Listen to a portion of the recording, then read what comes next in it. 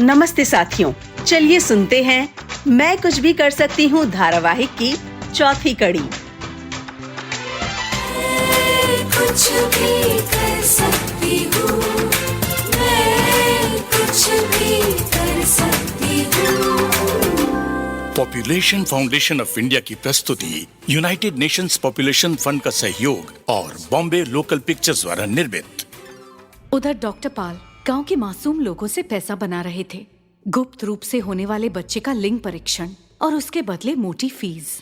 वो खुलेआम ये काम कर रहे थे और उन्हें किसी का डर नहीं था, क्योंकि वहाँ के पुलिस इंस्पेक्टर दिगंबर सिंह के साथ उनकी साठगांठ थी।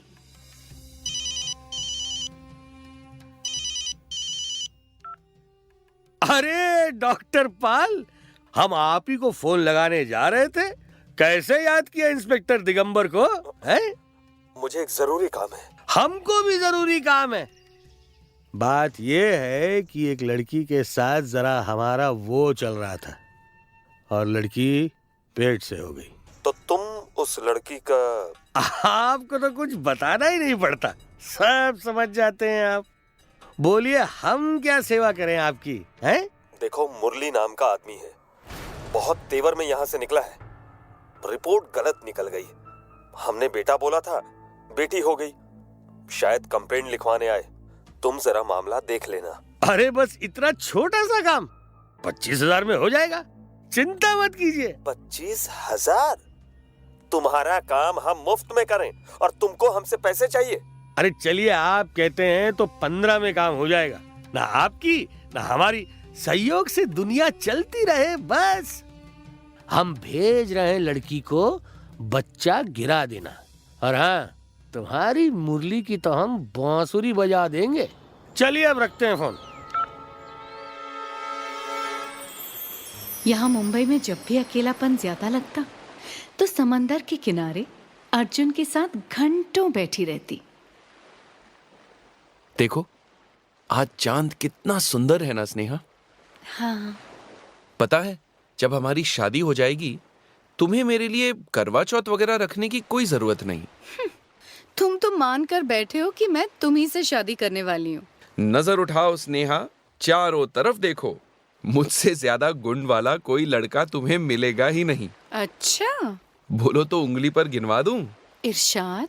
ओके, फायदा नंबर 1, एक ऐसा लड़का जो दहेज ना मांगे। मांग के तो दिखाओ। फायदा नंबर 2, जिसके लिए बेटा हो या बेटी दोनों में खुशी। ठीक है।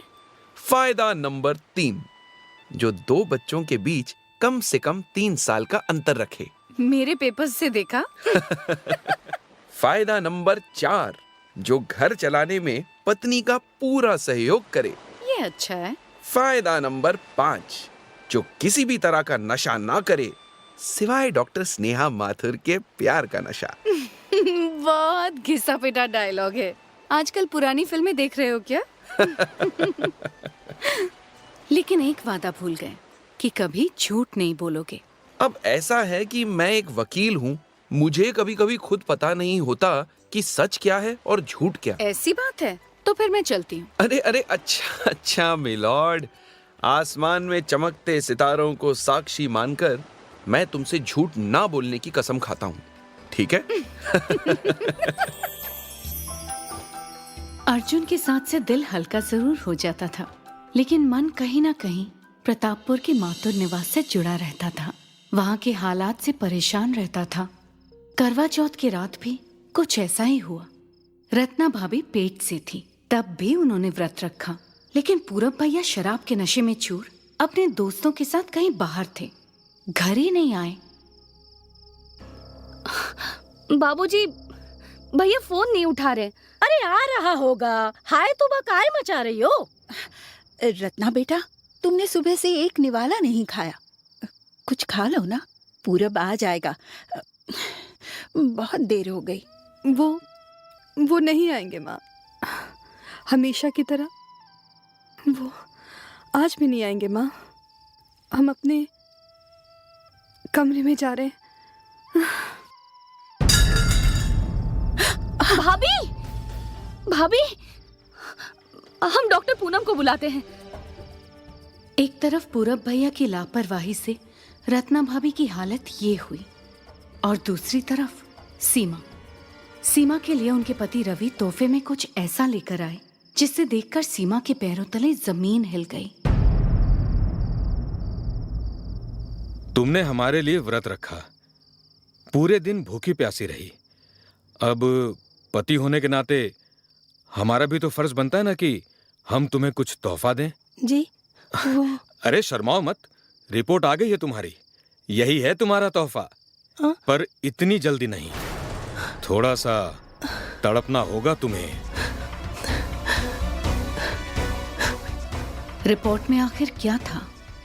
सीमा के पति और सास के बेटे की चाहत में कहीं पता नहीं आगे क्या होना लिखा था।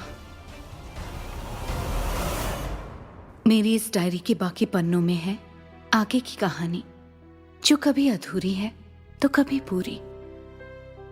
अगली कड़ी में हम फिर मिलेंगे।